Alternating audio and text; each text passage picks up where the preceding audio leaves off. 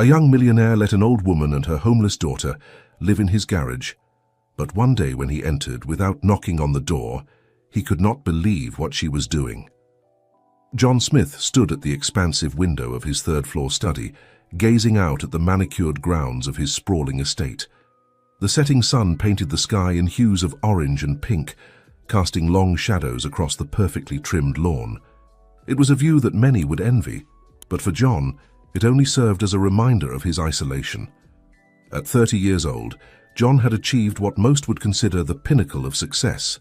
His tech startup, born from a brilliant idea in his college dorm room, had skyrocketed in value, making him a multi-millionaire before his 25th birthday. He had everything money could buy: a mansion that rivaled small hotels, a fleet of luxury cars, and more gadgets than he knew what to do with. Yet, as he stood there in his tailor-made suit, he felt a gnawing emptiness that no amount of wealth seemed able to fill. John's phone buzzed in his pocket, breaking the silence. He pulled it out, expecting another business call or perhaps an invitation to some high-society event he'd rather avoid. Instead, it was a reminder. Visit Mom's grave, 5 years today. A lump formed in his throat as he remembered the day he'd lost his mother, Sarah. She had been his rock, his confidant, the one person who saw him as more than just a success story or a potential business connection. Her passing had left a void in his life that he hadn't been able to fill, despite his best efforts. With a heavy sigh, John pocketed his phone and made his way downstairs. The house was quiet, save for the faint hum of the air conditioning and the occasional beep from one of the many smart devices scattered throughout. As he passed the kitchen, Mrs. Rodriguez, his housekeeper, looked up from her task of preparing his dinner. "Going out, Mr. Smith?" she asked, a hint of concern in her voice. She had been with him since he bought the mansion and had become something of a surrogate mother figure, though John always maintained a polite distance. "Just for a walk," he replied with a forced smile. "I need some fresh air." Mrs. Rodriguez nodded, her eyes reflecting a mix of understanding and worry. "Don't stay out too late. There's a chill in the air tonight." John thanked her and headed out the front door, eschewing his usual chauffeur-driven car for a solitary stroll. As he walked down the long driveway, he felt the weight of his loneliness pressing down on him. He had acquaintances, business partners, and employees, but no one he could truly call a friend. His wealth, once a source of excitement and possibility, now felt like a barrier between him and the rest of the world. Lost in thought, John barely noticed as he left the confines of his gated community and wandered into the less affluent neighborhoods nearby. The change in scenery was stark.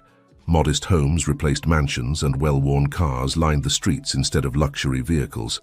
As he walked, he found himself envying the sounds of family dinners and friendly gatherings drifting from open windows. It was then that he noticed her. Sitting on a bench near a small, unkempt park was an elderly woman. Her clothes were worn and mismatched, her grey hair unkempt beneath a faded floral scarf.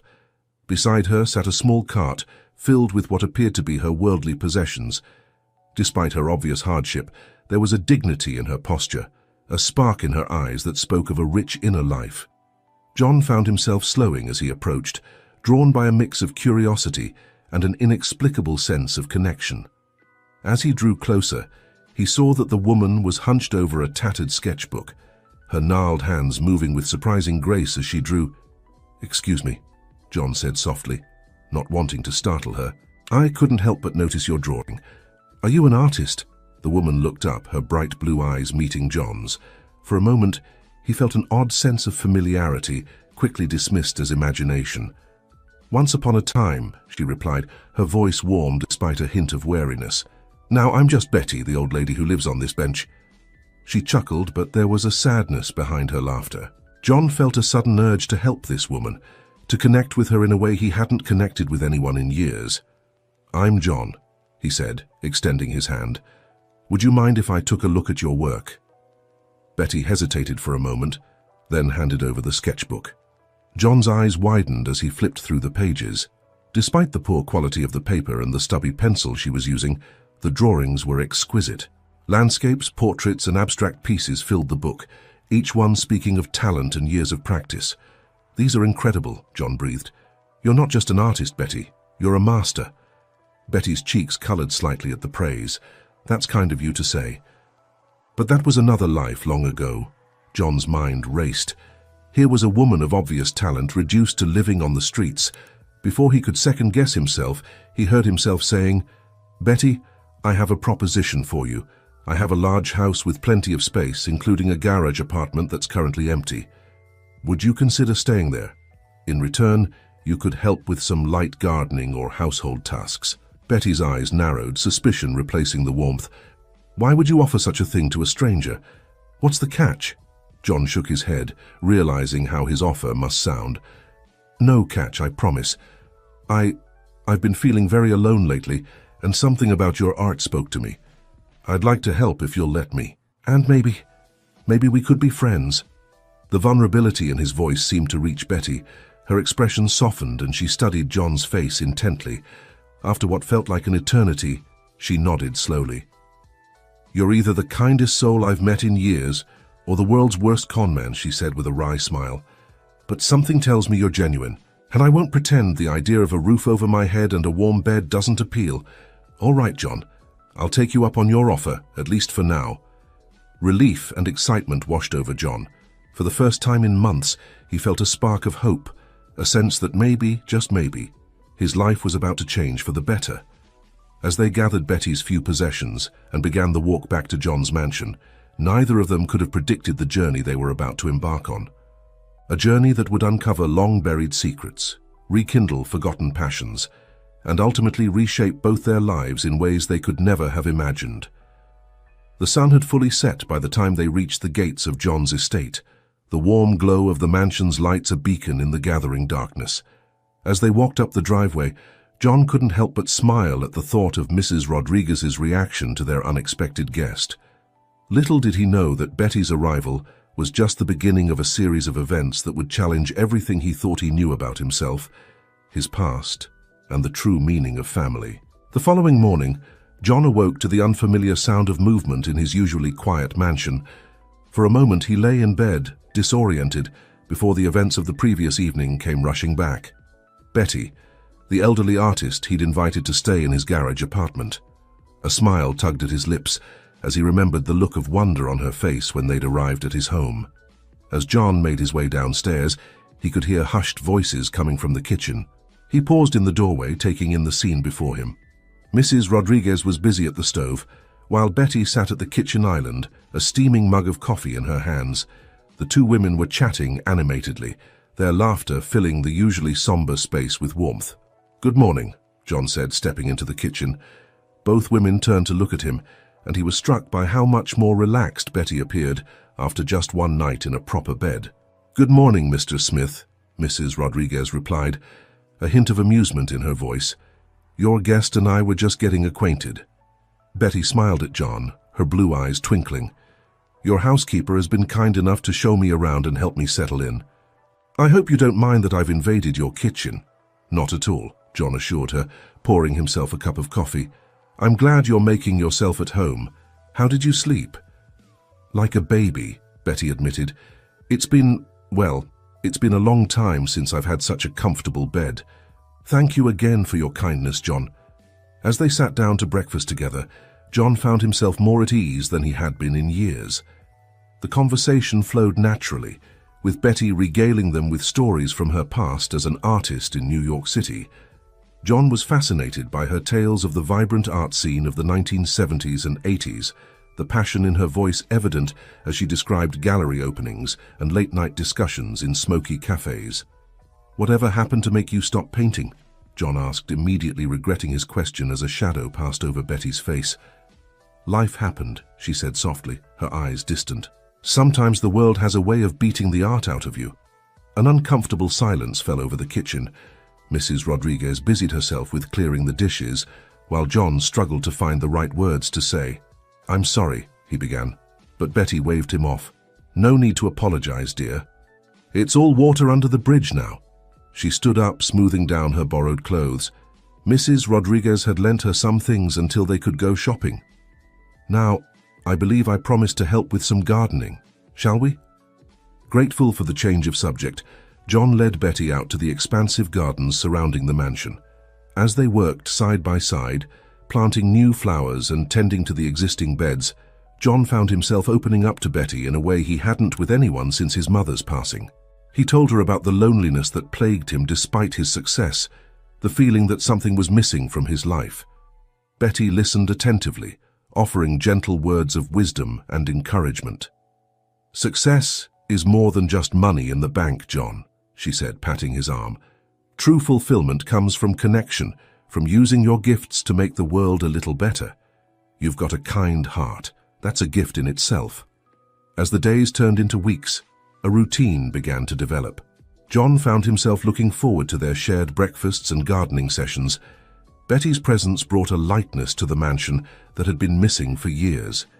Even Mrs. Rodriguez seemed more cheerful, often joining them for afternoon tea and lively discussions. One evening, about a month after Betty's arrival, John was passing by the garage apartment when he heard a frustrated sigh. Concerned, he knocked on the door. "Betty, is everything all right?" There was a pause before Betty's voice called out, "Come in, John." He entered to find Betty sitting at a small desk surrounded by sheets of paper covered in half-finished sketches. Her hands were stained with charcoal, and there was a look of frustration on her face that John had never seen before. "What's wrong?" he asked, moving closer to examine the drawings. Betty sighed, running a hand through her silver hair. "I've been trying to really draw for the first time in years, but it's like I've forgotten how. The images are in my head, but I can't seem to get them onto the paper." John's heart went out to her. He could see the pain in her eyes, the longing to create. An idea began to form in his mind.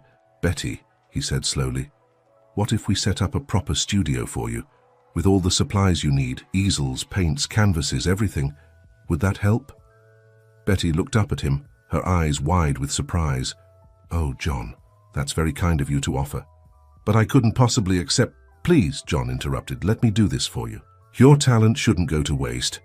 And besides," he added with a smile, "I'd love to see what you can create when you have the right tools." Tears welled up in Betty's eyes.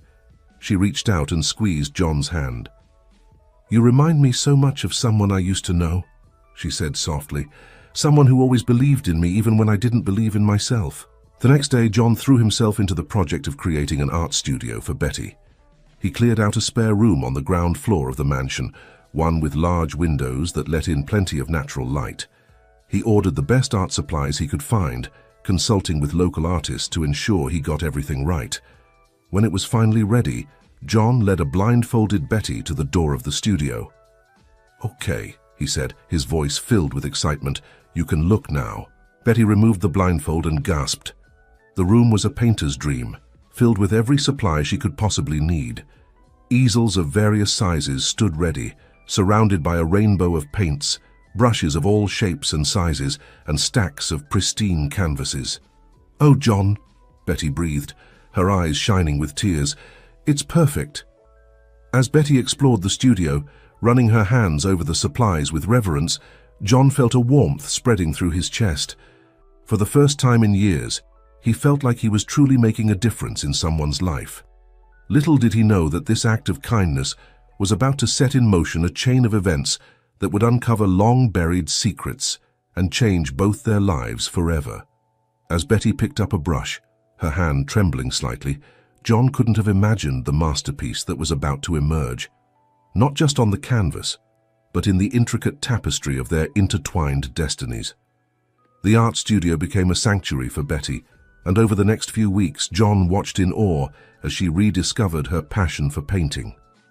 The frustrated sighs of those first attempts gave way to hours of focused silence, broken only by the soft swish of brush on canvas. And with each passing day, John felt the bonds of their friendship growing stronger, filling a void in his life he hadn't even realized was there. But as Betty's art flourished, so too did the secrets of the past begin to stir, like shadows at the edges of a brightly lit room.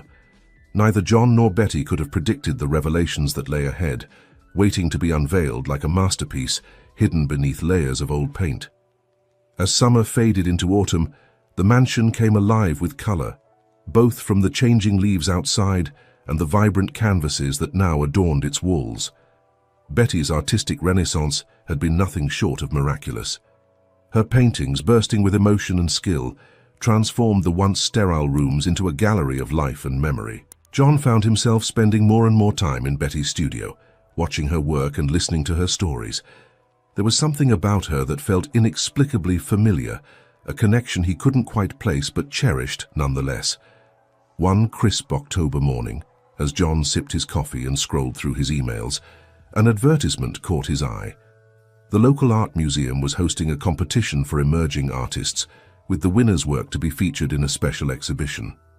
Excited by the prospect, John rushed to the studio to share the news with Betty.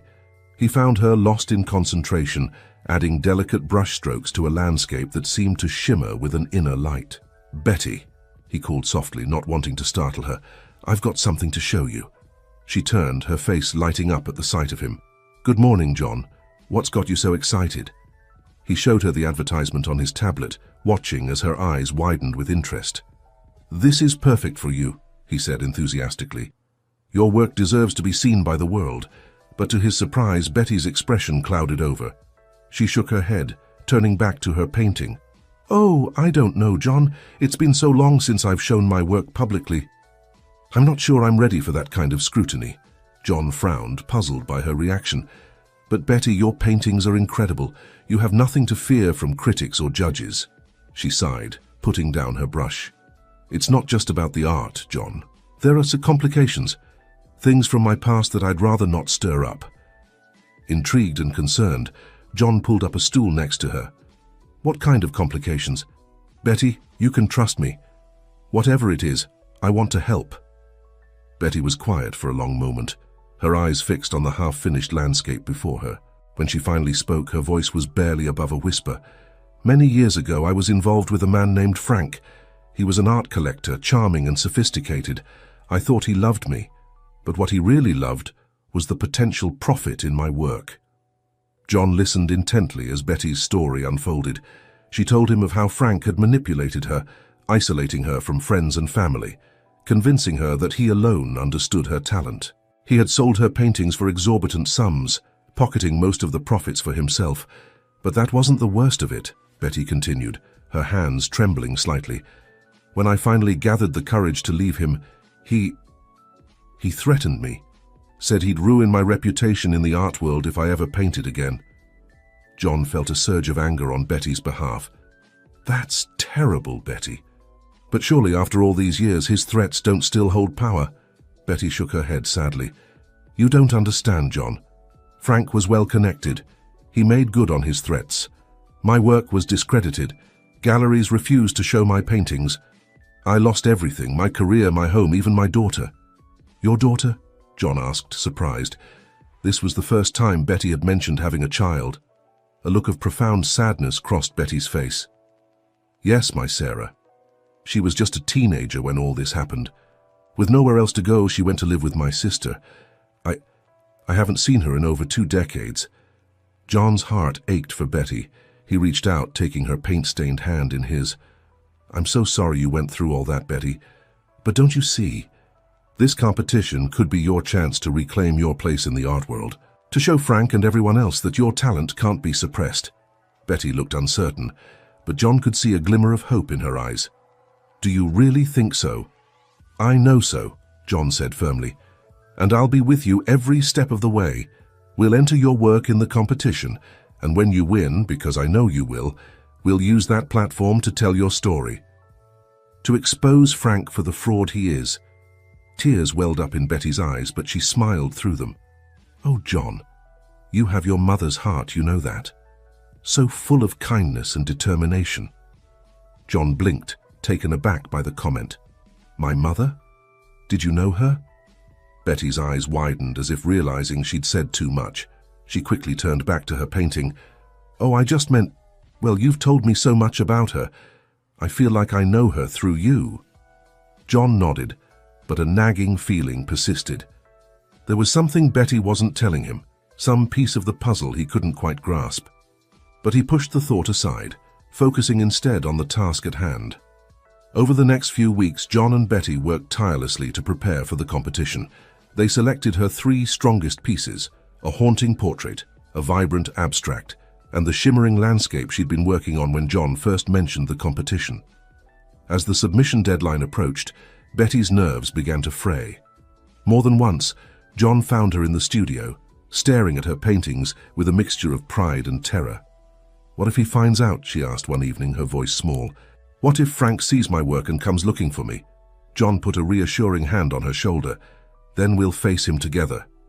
"You're not alone anymore, Betty. I won't let anyone hurt you." The day of the submission arrived, and John insisted on personally delivering Betty's paintings to the museum. As he carefully placed each canvas in his car, he felt a sense of anticipation. Something told him that this competition was going to change everything, not just for Betty, but for him as well. What John couldn't have known was just how prophetic that feeling would turn out to be. As he drove towards the museum, Betty's paintings safely secured in the back seat, the wheels of fate were already in motion. The art competition would indeed change everything, bringing to light secrets that had been buried for decades and forcing both John and Betty to confront truths they never could have imagined. Little did they know that across town, in a luxurious penthouse overlooking the city, a man named Frank was leafing through the local newspaper. His eyes narrowed as they fell on a small article announcing the upcoming art competition. A smile, cold and calculating, spread across his face. "Well, well," he murmured to himself, "this should be interesting." As John pulled into the museum parking lot, he couldn't shake the feeling that he was on the cusp of something monumental. He had no way of knowing that the simple act of submitting Betty's paintings was about to set in motion a chain of events that would unravel the very fabric of his life, revealing truths that had been hidden in plain sight all along. The weeks following the submission of Betty's artwork to the competition were filled with a mixture of anticipation and anxiety. John found himself checking his email obsessively, hoping for news from the museum. Betty, on the other hand, seemed to retreat into herself, spending long hours in the studio working on a new series of paintings that she kept carefully covered whenever John entered the room. It was on a chilly November morning when the email finally arrived. John's hand trembled as he opened it, his heart racing. As his eyes scanned the contents, a grin spread across his face. "Betty," he called out, rushing to the studio. "Betty, you've done it. You're a finalist." He burst into the room to find Betty standing before an easel, her back to him. She turned slowly, her face pale and her eyes wide with a mixture of excitement and fear. "Are you sure?" she asked, her voice barely above a whisper. John nodded, holding out his tablet for her to see. "3 finalists and you're one of them. There's going to be an exhibition next month and then they'll announce the winner." Betty sank onto a nearby stool, her legs seeming to give out beneath her.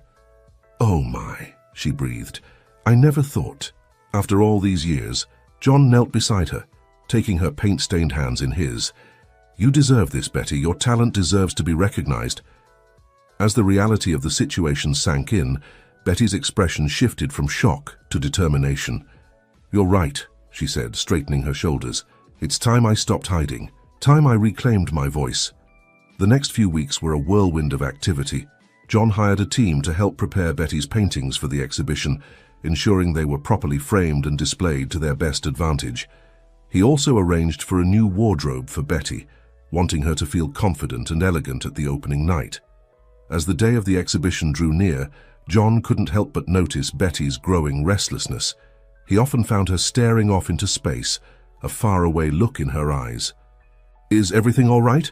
he asked her one evening as they sat in the garden watching the sunset. Betty sighed, turning to face him. "John, there's something I need to tell you, something I should have told you a long time ago." But before she could continue, they were interrupted by Mrs. Rodriguez, who came hurrying out of the house with John's phone in her hand. "Mr. Smith," she said, slightly out of breath, "there's a call for you, a Mr. Michael Andrews. He says it's urgent." John frowned, not recognizing the name. He took the phone, excusing himself from Betty, who watched him with an unreadable expression. "Hello, this is John Smith," he said into the phone. "Mr. Smith," came a gravelly voice from the other end. "My name is Mike Andrews. I'm an old friend of Betty's from art school. I've been trying to track her down for years, and I've reason to believe she might be staying with you." John's eyebrows shot up in surprise. He glanced at Betty, who was still watching him intently. "May I ask what this is regarding?" he asked cautiously. There was a pause on the other end of the line. "It's about Frank," Mike finally said. "He's back in town and he's looking for Betty. I'm worried he might try to interfere with the exhibition." A chill ran down John's spine. He thanked Mike for the information and promised to pass on the message to Betty. As he hung up, he turned to find Betty standing right behind him, her face ashen. "It was Mike, wasn't it?" she asked, her voice trembling. "And he told you about Frank?" John nodded, leading Betty back to their seats. "Betty, why didn't you tell me Frank was still a threat? We need to do something. Contact the police, perhaps." Betty shook her head vehemently. No police. John, there's so much you don't know, so much I haven't told you." "Then tell me now," John urged. "Betty, whatever it is, we can face it together." Betty took a deep breath, her eyes meeting John's with an intensity that took him aback. "John, the reason I never told you about Frank, about my past, it's because it's all tied up with your past too." John frowned, confused. "My past? What do you mean?" "Your mother, Sarah," Betty said softly. "She wasn't just my friend, John, she was my daughter." The world seemed to tilt on its axis as John struggled to process Betty's words. "What? But that would mean your grandmother," Betty finished for him, tears welling in her eyes. "Yes, John, I'm your grandmother." John felt as if all the air had been sucked out of his lungs. He stared at Betty, seeing her in a whole new light. The familiar blue eyes, the artistic talent, the inexplicable connection he'd felt from the beginning. It all suddenly made sense. "But why?" he managed to choke out. "Why didn't you tell me?" Betty's tears were flowing freely now. "I was afraid, John. Afraid of Frank. Afraid of the past. Afraid of how you might react. Your mother, my Sarah, she made me promise to stay away, to keep you safe from the chaos of our past." As Betty's story poured out, John learned the full extent of the tragedy that had shaped both their lives.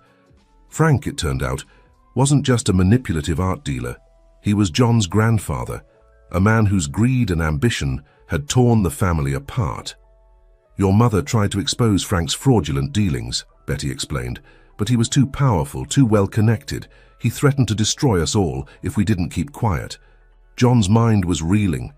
"But my father, I always thought he died in an accident." Betty's face crumpled with grief.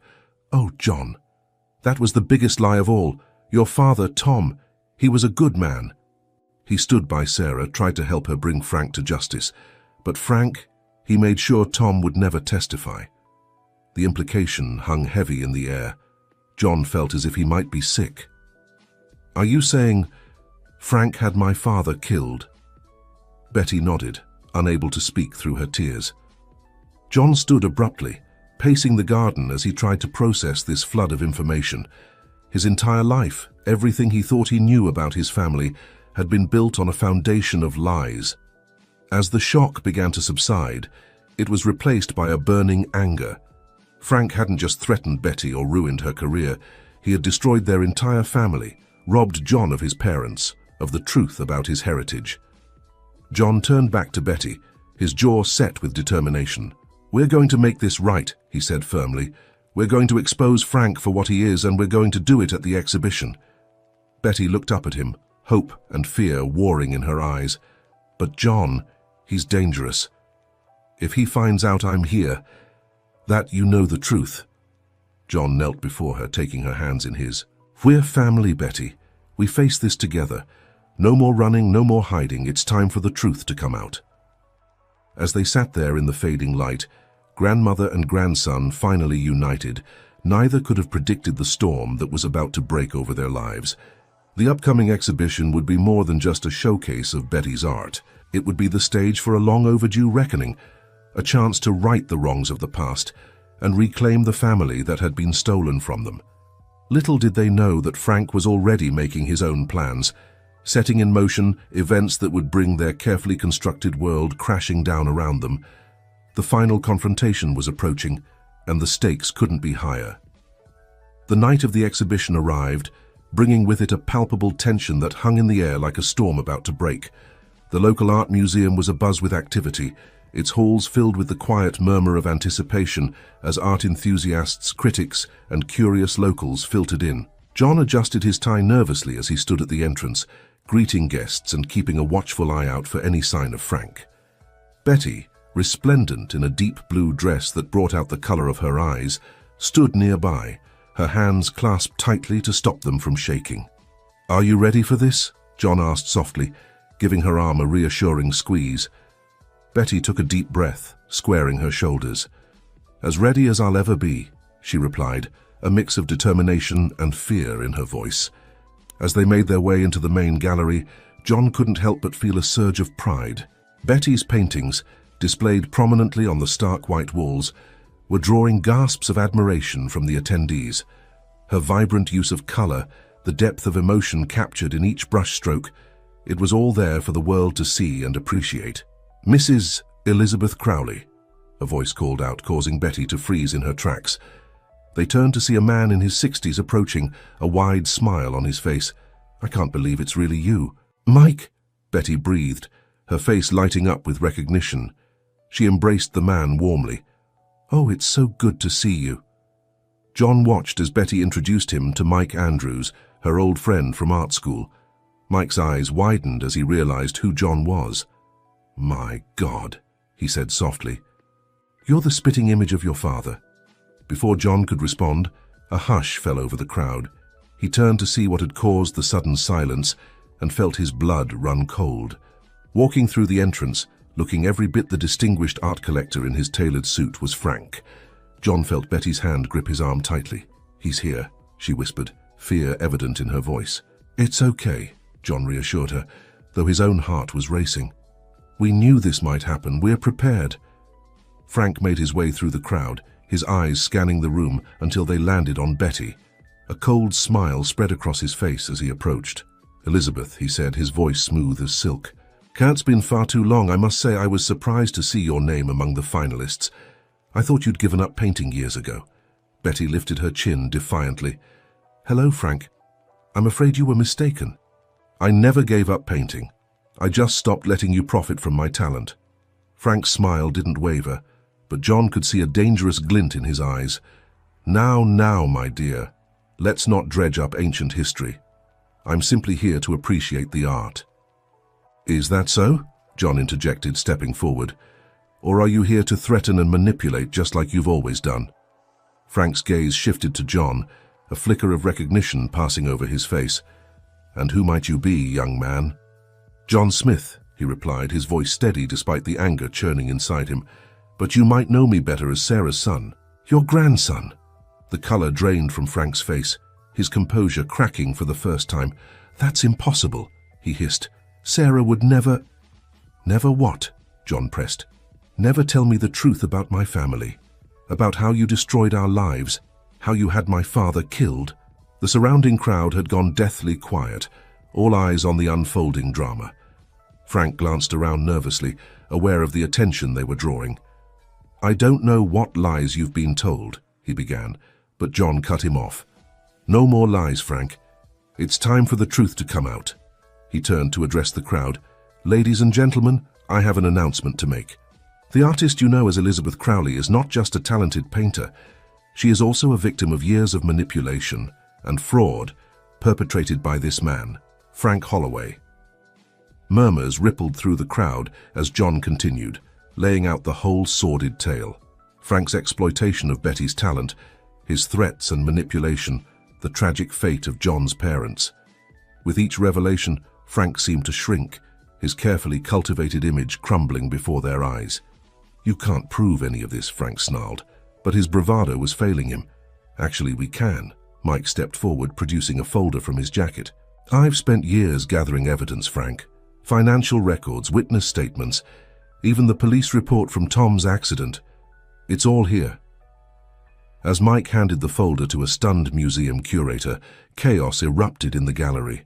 Reporters who had come to cover the exhibition were suddenly scrambling for the story of a lifetime. Art critics who had praised Frank's eye for talent over the years looked on in horror as their own reputations were called into question. In the midst of it all, John felt a tug on his sleeve. He turned to find Betty, tears streaming down her face but a look of profound relief in her eyes. "It's over," she whispered. "After all these years, it's finally over." John pulled her into a tight embrace, feeling the weight of decades of secrets and fear lifting from both their shoulders. As they stood there, surrounded by the beautiful paintings that represented Betty's reclaimed voice, John knew that this was more than just the end of Frank's reign of manipulation. It was the beginning of a new chapter for both of them, a chance to be the family they should have been all along. But even as the truth came to light and justice seemed within reach, neither John nor Betty could have anticipated the final twist that fate had in store for them, a revelation that would test the bounds of their newfound relationship and force them to confront the true meaning of family and forgiveness. In the days following the exhibition, John and Betty found themselves at the center of a media storm. The story of Frank's fraud and the family's tragic history had captured the public's imagination, turning their private pain into a public spectacle. Despite the chaos, there was a sense of relief that permeated the mansion. The truth was finally out, and Frank was facing the consequences of his actions. The police had launched a full investigation into Tom's death, and Frank's art-dealing empire was crumbling as galleries and collectors distanced themselves from him. One quiet evening, as John and Betty sat in the garden, enjoying a moment of peace, John broached a subject that had been weighing on his mind. "Betty," he said softly, "I've been thinking about my mother, about Sarah. You said she made you promise to stay away to keep me safe, but why? Why didn't she ever tell me the truth?" Betty's eyes misted over as she gazed into the distance, lost in memories. "Oh, John, Sarah loved you more than anything in this world. After what happened to Tom, she was terrified that Frank would come after you next. She thought that if you knew nothing about your past, about your connection to Frank, you'd be safer." John nodded, understanding but still feeling the ache of years of unanswered questions. "I wish I could talk to her one last time," he said, his voice thick with emotion. "There's so much I want to ask, so much I want to tell her." Betty reached out, taking his hand in hers. "I might be able to help with that," she said, a small smile playing on her lips. "Come with me." She led John back to her studio, where she unveiled a painting she had been working on in secret. John's breath caught in his throat as he saw the image before him. It was a portrait of his mother, Sarah, captured in vivid detail. Her kind eyes seemed to look right at him, filled with love and a hint of sadness. "I started this the day after the exhibition," Betty explained. "I wanted to give you a piece of her, something to help you feel connected." Tears welled up in John's eyes as he stared at the portrait. "It's beautiful," he whispered. "Thank you, Betty. This means more to me than you could ever know." As they stood there admiring the painting, a knock at the door startled them. Mrs. Rodriguez appeared, looking slightly flustered. "Mr. Smith, there's someone here to see you and Mrs. Crowley," she said. She says she's Sarah Smith." John and Betty exchanged shocked glances. It couldn't be possible, could it? They rushed to the foyer, hearts pounding. Standing there, looking older and more careworn than in Betty's painting, but unmistakably alive, was Sarah Smith, John's mother and Betty's daughter. "Mom," John choked out, hardly daring to believe his eyes. Sarah's eyes filled with tears as she looked at her son. "John," she breathed, "oh my boy, I'm so sorry. I'm so sorry." The next few hours were a blur of tears, explanations, and long overdue embraces. Sarah explained how she had faked her death to protect John from Frank, how she had been living under an assumed name, watching her son from afar, but never daring to reach out. "When I saw the news about the exhibition, about Frank being exposed, I knew it was time to come home," Sarah said, holding tight to both John and Betty's hands. "I couldn't stay away any longer." As the night wore on and the initial shock of Sarah's return began to fade, the three generations sat together, piecing together the fragments of their shared history. There were moments of pain as old wounds were reopened, but also moments of laughter as happier memories were shared. In the early hours of the morning, as the first light of dawn began to creep through the windows, John looked at the two women beside him, his grandmother and his mother, and felt a sense of completeness he had never known before. "So what happens now?" he asked, voicing the question that hung in the air. Sarah smiled, squeezing his hand. "Now, we start over. We be the family we were always meant to be." Betty nodded in agreement. "No more secrets, no more hiding. We face whatever comes next together."